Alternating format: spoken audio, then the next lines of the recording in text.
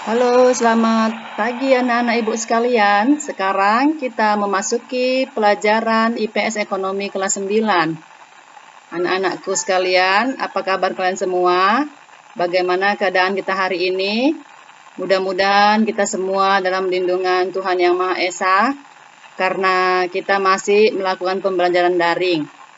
Sebelum kita memulai pembelajaran, marilah kita berdoa menurut agama kita masing-masing, agar pandemi yang melanda di negara kita ini segera cepat berlalu. Berdoa dimulai.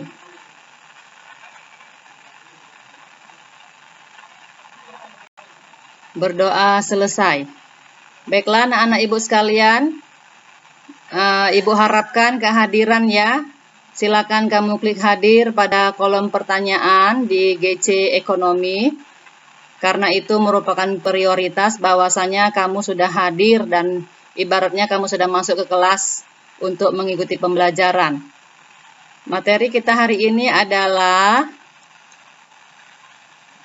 pengembangan ekonomi kreatif berdasarkan potensi wilayah untuk meningkatkan kesejahteraan masyarakat.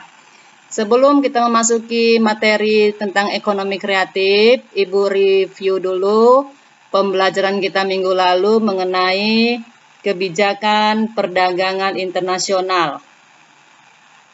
Sebentar Ibu refresh sebentar ya ingatan kalian, memori kalian mengenai materi minggu lalu.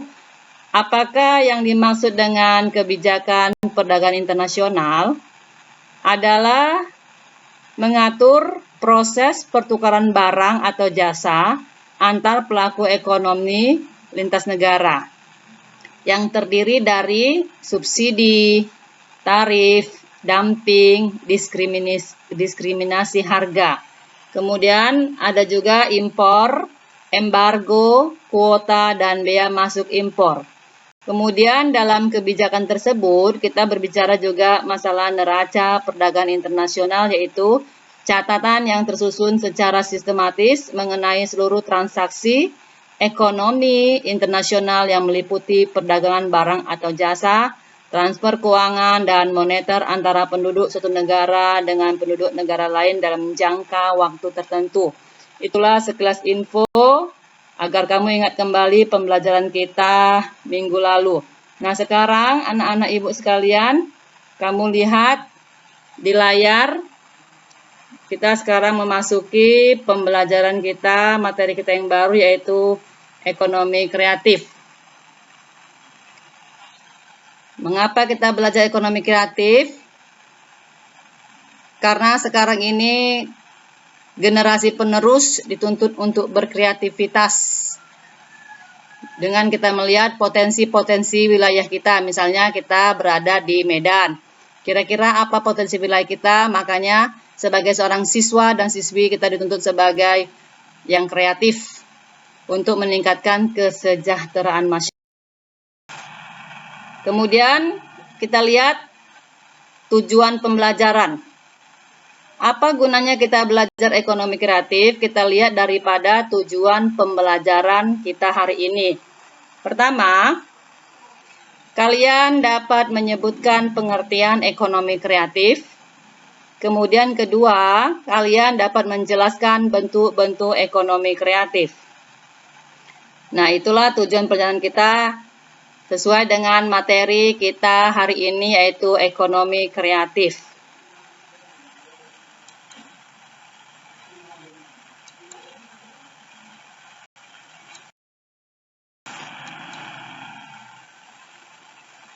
Nah, sebelum kalian membuat catatan mengenai ekonomi kreatif, ada baiknya kita lihat dulu materi kita hari ini, pengertian ekonomi kreatif. Apakah kalian sudah mengetahui apa itu pengertian ekonomi kreatif?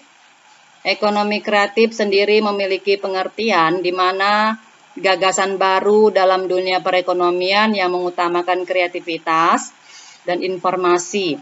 Hal ini merujuk pada kreativitas manusia yang tidak terbatas sehingga bisa dimanfaatkan sebagai faktor produksi.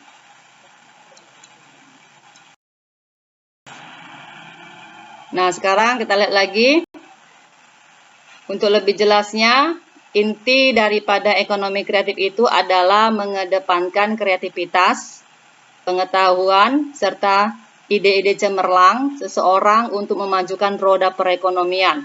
Apalagi sekarang ini adalah era globalisasi yang sudah mendunia, yang mendukung kemajuan teknologi sangat menguntungkan industri yang bergerak pada sektor ekonomi kreatif.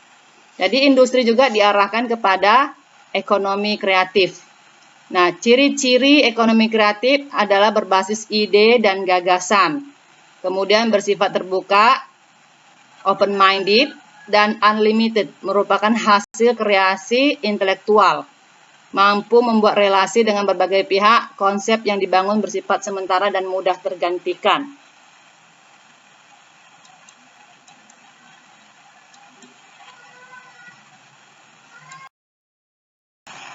Nah, kita kaitkan sekarang dengan keadaan negara kita Indonesia.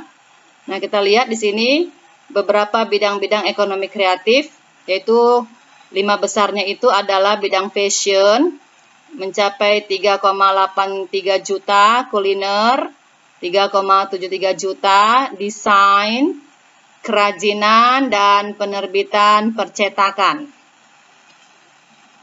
Sebuah bentuk ekonomi baru yang menciptakan nilai ekonomi yang tinggi. Nah, di sini kamu lihat fashion itu, ya, siapa sih yang tidak menyukai fashion? Nah, disinilah dituntut kreativitas seorang desainer agar produk-produknya itu atau desain-desainnya itu up to date, tidak ketinggalan zaman. Nah, di sini dituntut adalah kreativitas seorang desainer dengan ciri utamanya berbasis ide dan kreativitas, kemudian pengetahuan dan didukung oleh teknologi.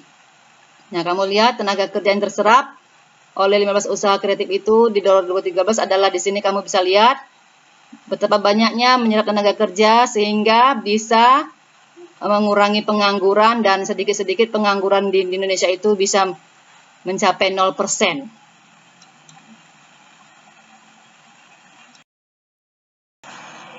Industri dan ekonomi kreatif. Ya, tadi udah Ibu jelaskan di depan bahwasanya industri kreatif itu pasti berhubungan dengan ekonomi kreatif. Ekonomi kreatif pasti berhubungan dengan industri kreatif. Di sini industri kreatif ini adalah penggerak ekonomi, sosial, budaya, dan lingkungan, di mana menciptakan ekonomi kreatif sehingga menciptakan nilai tambah atau menciptakan nilai guna suatu barang atau jasa atau utilitas barang tersebut dari sisi ekonomi, sosial, budaya, dan lingkungan. Inilah yang dimaksud dengan industri dan ekonomi kreatif.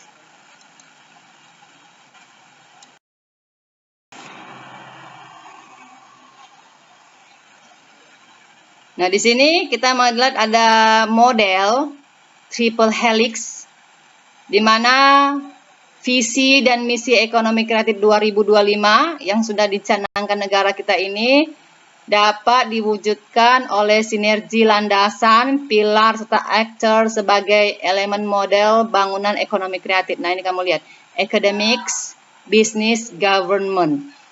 Nah, inilah 5 pilar utama yang harus diperkuat dalam mengembangkan industri kreatif. Pertama, industri. Industri itu kumpulan dari perusahaan yang bergerak dalam bidang industri kreatif. Kemudian pilar kedua, teknologi, yaitu enabler untuk mewujudkan kreativitas individu.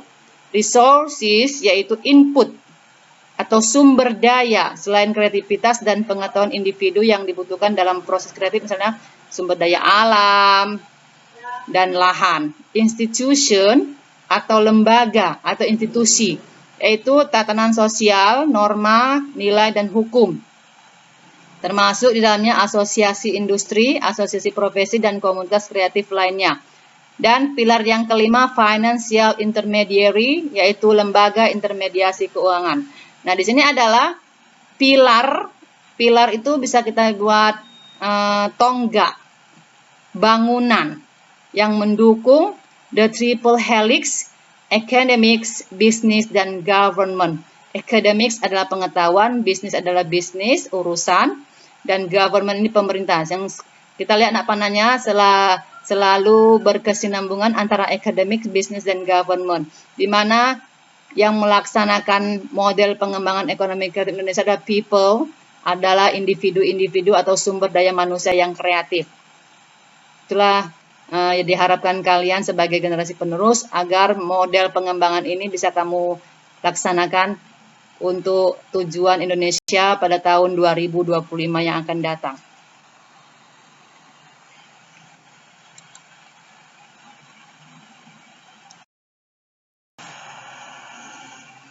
Nah, ini lagi ya, kita lihat. Jadi, terjadi pergeseran era perekonomian, yaitu era ekonomi pertanian menjadi era ekonomi kreatif. Jadi, ada pergeseran nilai-nilai ekonomi.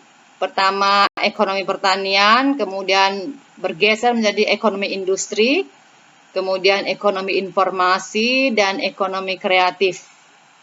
Nah, ekonomi kreatif ini merupakan era ekonomi baru yang mengintensifkan informasi dan kreativitas dengan mengandalkan ide dan stock of knowledge dari sumber daya manusianya sebagai faktor produksi utama dalam kegiatan ekonomi. Jadi kreativitas ini sumber dari Kementerian Perdagangan tahun 2009. Ya, definisinya dari Kementerian Perdagangan sebagai industri yang berasal dari pemanfaatan kreativitas serta bakat individu untuk menciptakan kesejahteraan serta lapangan pekerjaan dengan menghasilkan dan memperdayakan daya kreasi dan daya cipta individu tersebut. Nah, di sini kamu lihat adalah bidang-bidang kreativitas. Ya, ini hanya Ibu cantumkan saja 15 bidang. Nanti setelah pembelajaran ini, pembelajaran selanjutnya kita akan membahas bidang-bidang ekonomi kreatif.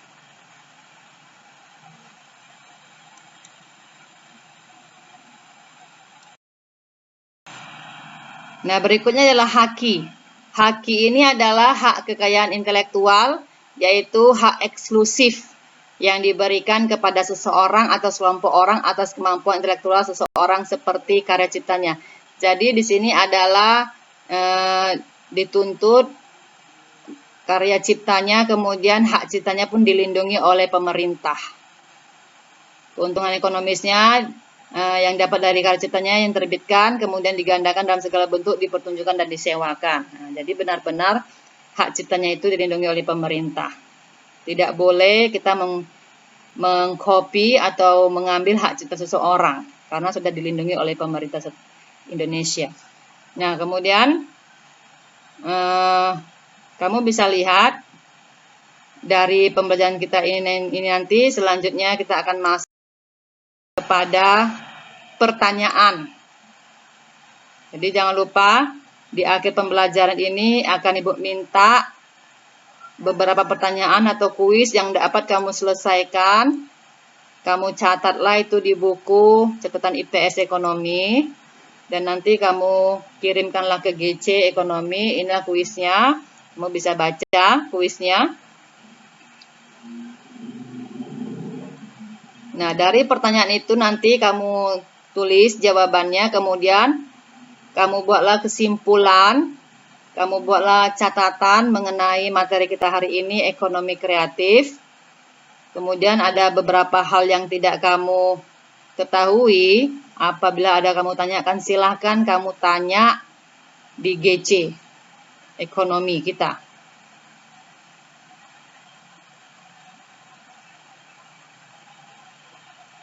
Dan jangan lupa, materi kita selanjutnya adalah, untuk pertemuan berikutnya adalah bidang-bidang ekonomi kreatif. Ya, nah jadi kamu bisa lihat, ini 3 soal pertanyaan untuk kamu jawab nanti di buku catatan, kemudian kamu kirimkan ke GC.